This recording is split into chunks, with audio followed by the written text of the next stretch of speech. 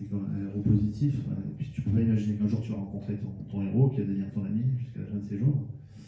Mais non, j'avais une image d'un mec, déjà d'un mec inaccessible, parce que c'était une vraie star. Quoi. Donc tu peux imaginer un jour tu vas le rencontrer. D'ailleurs, je salue mon ami Benoît qui est là ce soir, parce que ce fameux soir à Monaco, où mes potes m'ont dit Jeff, amène-nous à Monaco au Forum Grimaldi. Et ce fameux soir, j'ai rencontré Georges Lautner de novembre 2006, et c'est aussi grâce à Benoît. Donc, il a fait partie de mon rêve. Quoi. Et voilà, lorsque tu rencontres Jean-Paul, c'est un mec qui te met à l'aise immédiatement en fait. Il te montre pas, c'est ce qu'explique Richard Anconina, il te montre pas qu'il est une star. Un jour, Claude Lelouch m'avait dit, Belmondo c'est une star, il a un passeport de star, mais il s'en sert jamais. Je pense qu'il y a beaucoup d'entre vous qui ont connu Jean-Paul, ici, qui vous rencontrez. Et c'est un mec voilà, qui vous met à l'aise de suite et qui vous fait comprendre qu'il est comme vous. C'est assez rare parce que je connais beaucoup d'acteurs qui n'ont pas le quart du talent de Jean-Paul, qui n'auront jamais et qui se prennent pour d'autres personnes. Quoi. Voilà. Et Jean-Paul, c'est quelqu'un qui était humble, bienveillant. C'était une immense star, mais un jour, il était face à 400 personnes, il a fait 400 photos, 400 autographes. Et quand je dis 400, c'est vraiment 400 personnes. C'est incroyable. Des fois, vous avez des acteurs qui ont fait 3 films, vous vous dites, j'ai pas le temps de faire une photo. Tout le monde à la classe et la gorge de Belmondo. Si je te dis un dimanche matin, en juin 2007, ça te rappelle quoi? C'est le jour où je vais chercher Jean-Paul à l'hôtel Martinez. Voilà. C'est Georges Lautner qui m'avait dit Jeff, tu peux aller chercher un pote à moi au Martinez. Je dis ok, pas de souci.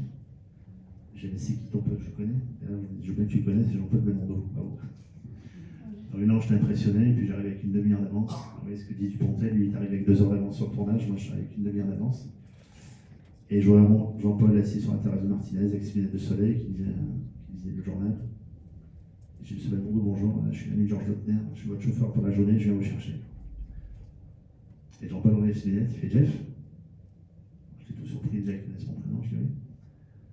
Alors c'était l'ami de Georges, qui n'était pas mon chauffeur, tiens mon ami, assieds-toi et bois un verre. Et ce jour où je l'ai rencontré, le juin 2007, on a eu une filiation, un feeling qui s'est créé, on est resté amis jusqu'à la fin de ses jours. Et 4 ans plus tard, en mai 2011, on a présenté mon premier film qui était Belmondo Itinéraire au Festival de Cannes, pour lequel on a eu une palme d'or d'honneur. Donc ça resté évidemment le plus beau jour de ma vie. Et donc voilà, c'est un jour qui a changé le cours de ma vie, bien sûr. Donc il faut toujours croire en ses rêves. Un budget. Justement, c'est que Bébel était un amoureux de la Côte d'Azur et de Cannes. Est-ce que tu as quelques anecdotes à nous raconter sur Cannes avec lui? Des anecdotes avouables alors. Évidemment, parce que Jean-Paul avait beaucoup d'amis, notamment qui sont là ce soir. Je pense à Alexandre et à Cathy. Il avait un super chef cuisinier qui est là ce soir, Sylvain. Et Jean-Paul venait sur la côte parce qu'il y avait le soleil, parce qu'il y avait la mer. Je me rappelle un jour, on était aux 40 ans de Jean Dujardin. Et ils sont restés avec Charlotte 10h du matin à 18h en plein soleil. Mais sans rien. C'était des lézards. Quoi. Non, ouais, donc Jean-Paul aimait, et puis il aimait bien venir se promener sur la Creusette avec son chien. C'était quelqu'un de simple, quoi. Les gens, c'est pas possible, c'est pas Belmondo. Et on allait souvent manger dans un très bon restaurant qui s'appelait l'Annexe. Non, il aimait bien parce qu'il avait ses habitudes, il avait ses restaurateurs qu'il aimait bien, ses amis, et il venait chercher le soleil tout simplement. Voilà, donc c'est pour ça qu'il est souvent dans la ville de Cannes. Tout à l'heure, tu disais que tu avais passé le confinement avec lui. Comment ça s'est passé tous ces mois avec lui? Moi, c'était surprenant parce que j'étais venu pour 3 jours de tournage, donc j'avais 3 slips et 3 t-shirts dans ma valise. Et en fait, je suis resté 2 mois. Donc, tu passes 2 mois avec Jean-Paul. Alors, j'ai déjà passé la vacances avec lui, mais là, c'était plus compliqué parce qu'on ne pouvait pas sortir, on ne pouvait rien faire. Et donc, on s'est revu ses films. Il faisait de la muscu le matin, il faisait de la diction, donc il récitait Cyrano pour travailler sa diction. Et c'est ce que je reproche un peu au livre de Carlos Sotomayor, que je vous engage à ne pas acheter et à ne pas lire. Je dis toujours la fin d'une bonne action, c'est quand on commence à en parler. Et cette personne a sorti un livre 10 jours après la mort de Jean-Paul, donc je trouve ça quand même pitoyable, au niveau du timing. Et surtout, elle s'est accaparée des anecdotes qui m'appartiennent. Moi, il ne viendrait jamais à l'idée de parler de ce que j'ai fait pour Jean-Paul. C'est des trucs qui restent. Il faut avoir assez de prudence par rapport à ça, et Et elle, justement, elle s'est dit qu'elle a fait avancer à Jean-Paul pendant le confinement, qu'elle a fait répéter des dictions alors qu'elle n'a jamais fait ça. Je trouve ça minable et pitoyable de sa part, mais ça c'est une autre histoire. Donc ne l'achetez pas, alors pour vous en servir. Si vous manquez de papier toilette à la rigueur, tout simplement, mais pas plus. Ou par la cheminée. Donc, ouais, donc pour en revenir au confinement, c'était dur pour lui parce que Jean-Paul avait l'habitude d'aller au restaurant, rencontrer ses potes, tout ça. Donc ça, c'était un gros manque pour lui, de voir sa famille. Et je pense que psychologiquement, ça lui a fait du mal quand même. Enfin, je pense que pour toutes les personnes de cet âge-là, c'était un moment difficile. Déjà pour nous, ça l'a été. Donc, ouais, c'était un moment assez compliqué. Donc j'ai essayé de lui changer les idées du mieux possible. Voilà. On connaît aussi Bébel en tant que cascadeur. Est-ce qu'il t'a raconté des anecdotes de cascade? Des anecdotes de cascade? Non, alors je peux me raconter plein d'anecdotes sur Jean-Paul. Cascade, pas forcément. Il y en a une qui n'est pas trop connue. Il est à New York dans les années 60 avec Ursula Andress, qui était une des plus belles femmes du monde.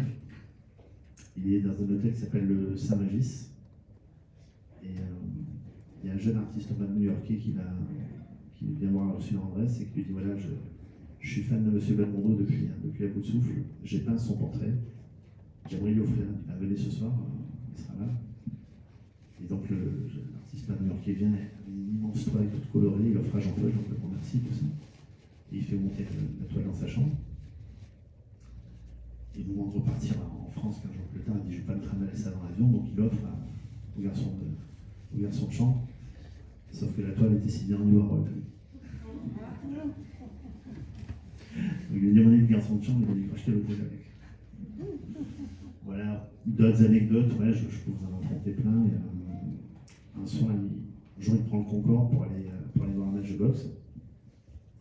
À l'époque, il n'y a pas les selfies, téléphone ni rien, donc les gens demandent des autographes, il est en première classe. Et lorsque l'avion décolle, au bout d'une demi-heure, il y a un réacteur qui tombe en panne.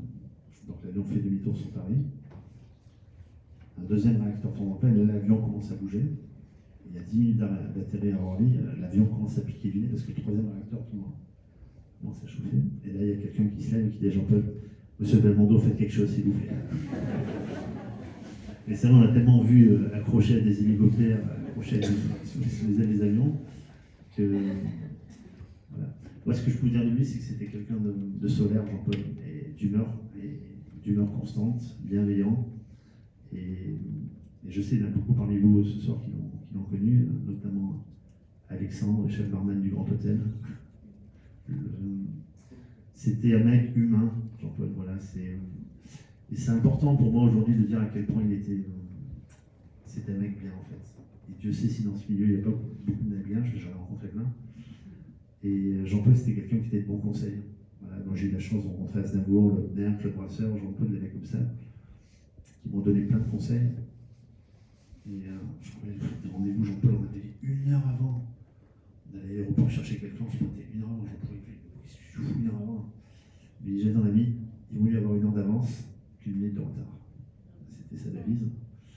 Donc, c'était. Alors ce matin, j'ai raconté cette anecdote sur Facebook. C'était Aznavour qui m'avait dit ça, alors j'ai eu la chance de faire la une de Nice ce matin aujourd'hui. Ce qui fera la fierté de ma maman, sûrement. Mais Aznavour m'avait dit c'est bien de faire la une des journaux, mais n'oublie pas que tu vas finir par emballer du poisson ou protéger de la vaisselle lors des déménagements. Donc ça rend humble. Voilà. Est-ce que dans la salle, vous avez des questions pour TF?